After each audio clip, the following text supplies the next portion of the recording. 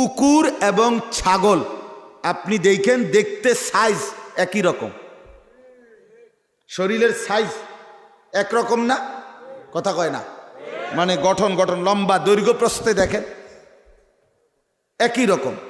কুকুরের সৃষ্টিকর্তা যিনি, ছাগলেরও সৃষ্টিকর্তা তিনি কে? আল্লাহ। কুকুরের শরীরে যত গোস্ত রক্ত এটা যিনি দিছেন, ছাগলের শরীরেও গোস্ত রক্ত তিনিই দিছেন। কথা বুঝছেন? কাজেই যুক্তির বিচারে দোনোটাই হালাল হবে, যুক্তির বিচারে দোনোটাই হারাম হবে। একটা হালাল একটা হারাম। কুকুর কেন হারাম, ছাগল কেন হালাল, কুকুরের গোস্ত কেন খাই না, ছাগলের গোস্ত কেন খাই, এই যে একটা হালাল একটা হারাম, একটা ন্যায় একটা অন্যায়, একটা জায়েজ আর একটা না জায়েজ, এই ফায়সালাটা আল্লাহর কোরআন করে দিয়েছে। মানে পৃথিবীর কারো বিবেচনা দিয়া এই সিদ্ধান্ত নেওয়ার সিস্টেম নেই।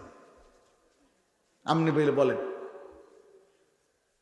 যাদের কাছে এই ওয়াহির বিশ্বাস নাই তাদের কাছে প্রতিনিয়ত তারা কুকুরের গোশত খায়, খায় কিনা বলেন না কেন? হ্যাঁ, কেন? সেইটাকে মানে না। আপনি খান না কেন? আপনি এটাকে মানেন দেখি, কথা বলেন। এটা কি এই কোরআন মানে দেখেই তো, কোরআনের বিধান জানে দেখেই তো মুসলমান ইমানদার কুকুরের গোশত খায় না।